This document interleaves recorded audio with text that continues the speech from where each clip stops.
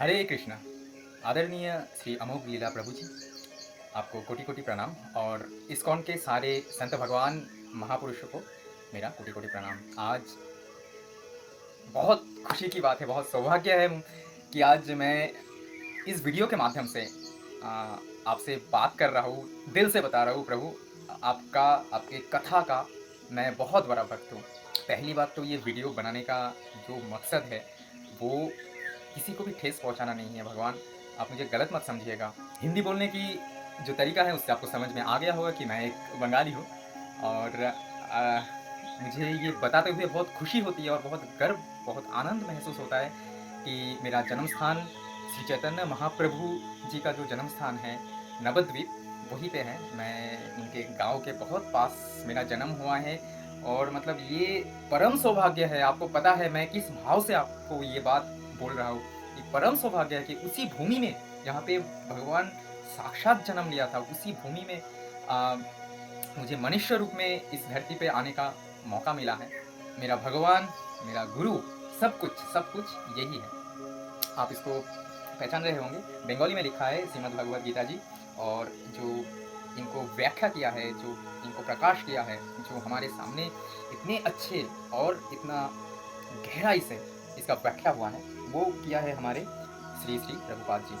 और हमेशा इसको दिल के करीब रखता हूँ। रिसेंटली मैंने आपका एक वीडियो देखा है। आपने एक वीडियो में स्वामी विवेकानंद जी और श्री रामकृष्ण जी के बारे में जो मंतव्य किया था, कुछ आपके दृष्टिकोण से आपने किसी को समझाने की कोशिश की थी। तो उसी बात को मैं अपने दृष्टिकोण से बताने की कोशिश कर रहा हूँ। मैं हाथ जोड़ के, मतलब तहे दिल से मैं आपको ये स्वीकार करता हूँ कि मैं आपको अपमान नहीं कर रहा हूँ। मैं आपको हमेशा भगवान के स्थान में ही रखता हूँ। आप सब मेरे लिए भगवान ही हैं। हमें अगर इतिहास के कोई विषय या फिर कोई कैरेक्टर लेके बात करना है, तो हमें ये समझना बहुत ज़रूरी है कि हम उनको लेके या उनकी किसी बात को लेके बात करने से पहले हमें देखना पड़ता है कि तब माहौल क्या था, तब राजनैतिक माहौल क्या था, सामाजिक माहौल क्या था, लोगों के धर्मीय माहौल क्या था। तो ये सब कुछ हमें बहुत अच्छे से समझना पड़ता है। उस टाइम लोगों के अंदर कैसी प्रेशर था, ये आप समझ रहे होंगे। आज तो हम आज़ाद बैठे हुए हैं, एकदम मस्त एसी हॉल में बैठे हुए, एसी गाड़ी में घूम रहे हैं, या फिर कंफर्ट जोन है, हम अपने अपने कंफर्ट जोन में बैठे हुए हैं, आज़ाद है। लेकिन तब माहौल ऐसा था नहीं। हम अंग्रेज़ों के गुलाम थे, गुलाम, है ना। तब मंदिर जाना तो दूर की बात, इस्कॉन जाना तो दूर की बात, है ना। घर से बाहर निकलने से पहले भी लाख बार सोचना पड़ता था कि हम घर वापस आ पाएंगे या फिर कैसे आएंगे। तो ऐसे माहौल में एक व्यक्ति अगर कुछ बात कहे तो फिर हमें देखना पड़ेगा। जैसे मैं फर्स्ट गीता पढ़ा थी कि फुटबॉल खेला भालो, मतलब गीता पढ़ने से अच्छा है कि फुटबॉल खेलो। तो वो जब उन्होंने ये बात जब उन्होंने बताया था, तब सामने कौन लोग बैठे थे, है ना, किस लेवल ऑफ मैच्योरिटी के लोग बैठे थे, उनका मेंटल स्टेट क्या था, ये सब कुछ समझना पड़ेगा। और अगर देखा जाए तो फिर हो सकता है कि उनके सामने ऐसे लोग बैठे हो जिन्होंने अपने चारों तरफ देखा है कि लोग गीता नाम के वास्ते पढ़ते हैं, है ना। आपको पता है भगवान की गीता पढ़ना सिर्फ पढ़ना नहीं है, ये कोई टेक्स्ट बुक नहीं है, ये भगवान के साक्षात वाणी है। प्रभुपाद जी ने भी इसमें बहुत साफ साफ स्पष्ट शब्दों से बोल दिया है कि जिनको भगवान के ऊपर विश्वास नहीं है, वो चाहे 10 बार 1000 बार भी गीता पढ़ ले, है ना, उनको कभी भी गीता को जो सारमर्म है या फिर भगवान ने जो बताने की कोशिश की है, भगवान ने जो दिशा दिखाने की कोशिश की है, वो कभी भी समझ में नहीं आएगा। आप चाहे कितना पढ़ लो गीता जी को, सबसे ज़रूरी है भगवान के ऊपर संपूर्ण समर्पण, एटलीस्ट विश्वास कर लेना, हाँ ये गीता जी मैं किसी इस्कॉन वाले महाराज जी का गीता नहीं पढ़ रहा हूँ। ये भगवान की वाणी जो भगवान ने किसी ना किसी माध्यम से मेरे पास पहुँचाया है। गीता जी को जब आप उस श्रद्धा से, उस मनोभाव से देखोगे, तभी गीता पढ़ने का फ़ायदा। ये तो प्रभुपाद जी ने भी कहा है। हो सकता है कि स्वामी जी ने अपने सामने बैठे हुए लोगों को भी समझा रहा होगा कि अगर माहौल चारों तरफ जो देख रहे हो, ऐसे गीता पढ़ने का कोई फ़ायदा नहीं है, उससे अच्छा है कि फुटबॉल खेलो, है ना। अगर ऐसे व्याख्या किया जाएगा तो शायद किसी के मन में ठेस नहीं पहुंचेगा। आपको पता है कि स्वामी विवेकानंद जी एक ऐसे इंसान थे, एक ऐसे पुरुष थे जिन्होंने उस टाइम के बहुत लोग, खास करके यंग जनरेशन जो अंधेरे में डूबे हुए थे, उस टाइम का जो अंधेरा था, है ना, वहाँ से खींच के उन्होंने बाहर निकाला, एक दिशा दिखाया, एक पथ दिखाया। अगर मैं किसी पहाड़ के किसी गुफा में फंसा हूँ, किसी जगह पे फंसा हूँ, और वहाँ पे निकलने का कोई चांस ही नहीं है। मैं समझ लिया कि मैं मर रहा हूँ, तभी अचानक से कोई भूला भटका ट्रेकर आके मुझे हाथ देता है और मुझे वहाँ से बाहर निकलता है। तो वो मेरे लिए दिव्य पुरुष है, वो मेरे लिए दिव्य लीला है और वो मेरे लिए भगवान ही है। तो हो सकता है कि वो उन लोगों के लिए दिव्य पुरुष हो। तो ये तो एक आपेक्षिक बात है, दिव्य पुरुष है कि नहीं ये मुझे भी नहीं पता, है ना? लेकिन उनका कर्म संन्यास से समझ में आता है कि गीता जी का आ, बहुत प्रभाव है उनके जीवन पे, उनके कर्मों पे बहुत प्रभाव है। मेरे हिसाब से उन्होंने कभी ऐसा नहीं कहा है कि गीता को पढ़ो मत, फुटबॉल खेलो। उन्होंने गीता की गहराई को समझाने की कोशिश की। अगर पढ़ो तो उस श्रद्धा और मनोभाव से ही पढ़ो कि ये भगवान की ही वाणी है, नहीं तो इसको पढ़ने का कोई फायदा नहीं है। ये तो प्रभुपाद जी ने भी कहा है कि जो निर्विशेषवादी है, जो अपने सुविधा और अपने स्वार्थ के लिए, स्वार्थ कार्य सिद्धि के लिए गीता जी पढ़ते हैं, गीता जी का अध्ययन करते हैं और भगवान को एक इंसान का दर्जा देते हैं, उनके लिए गीता जी है ही नहीं। तो बस उस दृष्टिकोण से अगर देखा जाए तो हो सकता है कि उन्होंने ऐसे बोलने की कोशिश की हो, अगर पढ़ना है तो भगवान के ऊपर संपूर्ण समर्पण, एटलीस्ट विश्वास करके कि ये भगवान जी ने ही कहा है और भगवान कोई ऐसा नहीं कि हम जैसे इंसान होके ही इस धरती पे जन्म लिया है और उनके शरीर से तो खून निकलता था। नहीं नहीं नहीं नहीं नहीं, वो तो उनकी बस एक लीला है, वो तो बस उनकी एक छोटी सी लीला है कि और हमारे ऊपर, हम धरतीवासी के ऊपर बहुत कृपा है कि वो इंसानी रूप में हमारे पास आए हैं। चाहे वो श्री कृष्ण के रूप में आए, श्री चैतन्य के रूप में आए, प्रभु जी के रूप में आए, या फिर स्वामी विवेकानंद श्री रामकृष्ण जी के रूप में आए, किसी भी रूप में आए, आए तो भगवान ही थे, इसमें तो कोई दुराहा नहीं है। और भगवान की लीला, क्या लीला करते हैं वो समझना हमारी बस की बात नहीं है ना? तो अगर हम व्याख्या करेंगे तो ऐसे व्याख्या करेंगे ताकि हम इतिहास को गलत ना ठहराएं, क्योंकि उस टाइम पे at the level of time that was the best solution, Swami Vivekananda. तो आज हम बैठ के कभी बेस्ट को कभी हम ऐसे नहीं दिखा सकते कि वो गलत है, हमें और गहराई से समझना है। तो फिर क्या है कि जो उनके मानने वाले, उनको या उनके मतादर्श को मानने वाले जो लोग हैं, उनके मन में ठेस नहीं पहुंचेगा और आपको लेके कोई फिर से गलतफहमी पैदा नहीं होगा।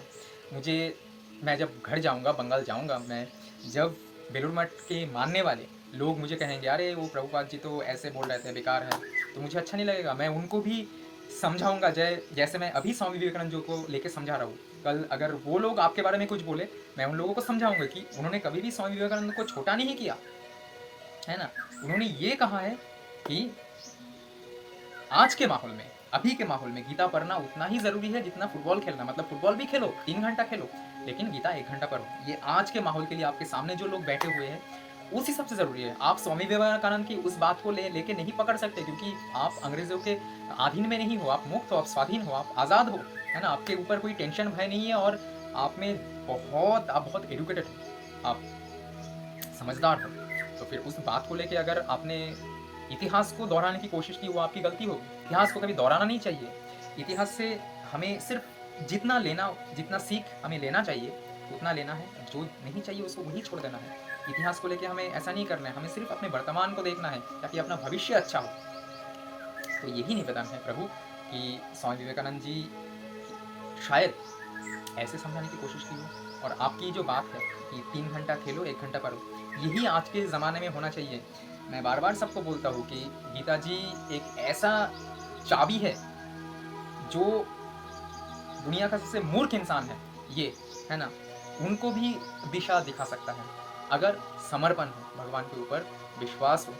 और दूसरी बात जो आपने कहा है जतो मत ततो पथ, इसको भी मैं थोड़ा अपने दृष्टिकोण से बताने की कोशिश करता हूँ भगवान कि देखिए, हमारे भारत एक अद्भुत देश है, एक अद्भुत वैचित्रमय देश। कितने सारे लोग हैं, इतने सारे भगवान को मानने वाले, इतने सारे साधुओं को मानने वाले, योगियों को मानने वाले, अलग अलग दिशाओं के अलग अलग लोग हैं, है ना? भगवान ने तो ये जानबूझ के ही बनाया है ना? अगर भगवान को लगता कि यहाँ पे उनकी विश्व रूप की ज़रूरत नहीं है तो फिर वो तो अकेले ही आते।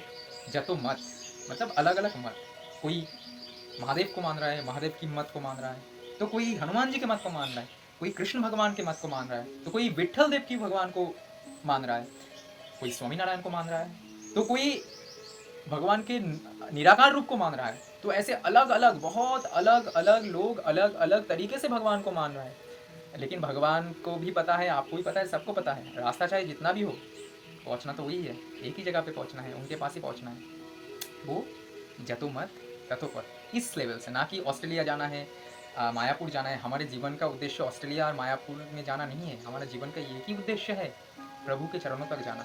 और चाहे आप भारत के किसी भी प्रांत में रहो, भगवान उस प्रांत के सुविधा के हिसाब से, माहौल के हिसाब से उन्होंने रूप लिया है। कहीं पे उन्होंने नंगा रूप लिया है, तो कहीं पे उन्होंने सोने से ढका हुआ रूप लिया है, कहीं पे उन्होंने पत्थर का रूप लिया है, तो कहीं पे उन्होंने मिट्टी का रूप लिया है, कहीं पे पेड़ों का रूप लिया है। अलग अलग रूप लिया है, अलग अलग मत से लोगों को समझाने की कोशिश कर रहे हैं, है ना। तो इसका मतलब ये नहीं कि इस्कॉन वाले सही है तो सदगुरु गलत है, तो ये गुरु नानक गलत है या फिर साईं बाबा गलत है। नहीं, सब सही है, ये सब भगवान का ही लीला है। आपको ईजीएस्ट तरीके से समझाने के लिए उन्होंने इतना सारा रूप लिया है, इतना सारा मत दिया है। चलना एक ही जगह पे है, हम सभी को एक ही जगह पे चलना है। तो श्री रामकृष्ण जी ने उस हिसाब से उस बात को रखा था कि जतो मत ततो पथ। हम वही गलती बार बार कर रहे हैं कि हम एक दूसरे के ऊपर ऐसे, अगर हम उंगली नहीं उठा रहे, पता है कि हम किसी को छोटा बड़ा नहीं कर रहे हो, क्योंकि आपका जो स्टेट ऑफ मैच्योरिटी है, आप किसी को छोटा बड़ा करते नहीं हो। लेकिन बहुत सारे लोग आप जितना मैच्योर नहीं है, आप जैसा लिबरेटेड नहीं है, तो उनको ये दिल पे चुभ जाता है। बहुत अब पंच ग्रुप ऑफ पीपल, बहुत लोग हैं अपने भारत में जो श्री रामकृष्ण स्वामी विवेकानंद को भगवान ही मानते हैं, है ना। तो उनके दिल में ठेस पहुंच जाता है। अगर आपके शब्दों से उनके दिल में ठेस पहुंच जाए तो, लेकिन आपने उनको ठेस पहुंचाने की बिल्कुल कोशिश नहीं की, ये मुझे पता है ना। तो उन लोगों के बारे में सोचते हुए और आपके बारे में भी सोचते हुए, क्योंकि आपके माध्यम से, आपकी वाणियों के माध्यम से, आपकी कथा के माध्यम से भगवान ने मुझे बहुत कुछ समझाया है, बहुत कुछ दिखाया है। तो मैं आपको बिल्कुल छोटा नहीं बोल रहा हूँ, बल्कि आपका दर्जा उन लोगों में भी मैं ऊपर कर दिया, आपका सिंहासन उन लोगों के सामने भी मैं ऊपर करने की कोशिश कर रहा हूँ। सभी जितने सारे दर्शक भगवान हैं, मैं सभी को विनम्र निवेदन ये करता हूँ, ना वो गलत थे ना ये गलत है ना। हर समय का कुछ खूबियाँ होती है, कुछ कमियाँ होती है ना। तभी तो हमारा ये एवोल्यूशन होता है। धीरे धीरे हम उन्नति की स्तर पे जाते हैं कि जो हमें ज़रूरत नहीं है वो हम वहीं पे छोड़ देते हैं, और जो ज़रूरत है उसको लेके आगे बढ़ते हैं, है ना। पहाड़ में ट्रेकिंग किया होगा आप लोगों ने, बैग बहुत भारी होता है, तो जो ज़रूरतमंद सामान है उसी को हम बैग में रखते हैं, और जो ज़रूरत की चीज़ नहीं उसको हम फेंक देते हैं, तो हमारा पीठ, हमारा बोझा हल्का हो जाता है। ज़िंदगी भी यही है, इतिहास भी हमें यही कहने की कोशिश कर रहा है कि जो ज़रूरत नहीं है ना, उनको वहीं पे छोड़ दो। फूफू, अभी के लाइफ में, हमारे ज़िंदगी में फूफू की ज़रूरत नहीं है, तो इसको करना ही नहीं है। स्वामी विवेकानंद ने तो फूफू किया था, क्योंकि किया था तो किया था, वो उन टाइम पे उनकी है, लेकिन हमें ये ज़रूरत नहीं है। यही तो समझदारी है, हमें इतिहास से सीखना है, हमें इतिहास को लेके तोड़ना मरोड़ना भी नहीं है, समालोचना भी नहीं करना है। भारत को स्वामी विवेकानंद भी चाहिए, प्रभुपाद जी भी चाहिए, इस्कॉन भी चाहिए, बेलूर मठ भी चाहिए। कोई छोटा बड़ा नहीं है, सब अपने अपने जगह पे रह के अपना बेस्ट करने की कोशिश कर रहा है, और वो प्रभु के निर्देश से, ये सब प्रभु का लीला ही हो रहा है। अगर हम उस लीले में फंसे रहे, स्वामी विवेकानंद जी ने क्यों सिगरेट पिया था, राम ने क्यों अपना पत्नी को छोड़ा था, ये देखने का उद्देश्य हमारा नहीं है, वो इतिहास ही है, वो चला गया है। क्या हम सिगरेट पी रहे हैं? क्या सिगरेट हमारे स्वास्थ्य के लिए लाभदायक है? क्या हम अपने पत्नी को छोड़ रहे हैं, अपने पत्नी को मार रहे हैं? क्या वो हमारे संसार के ठीक है? हमें ये देखना है, हमें अपनी ज़िंदगी ठीक करना है। तो भगवान, आप लोग मुझे गलत मत समझिएगा, मैंने बस अपना दृष्टिकोण से इस चीज़ को समझाने की कोशिश की है। और बहुत बहुत धन्यवाद, मुझे ये भगवान ने आप लोगों के सामने कुछ बात रखने का मौका दिया। मैं बहुत आभार हूँ आप लोगों के ऊपर, और भगवान के ऊपर, और भगवान के लिए मेरी ज़िंदगी हमेशा समर्पित है, समर्पित रहेगा। बहुत बहुत धन्यवाद। जय श्री कृष्ण।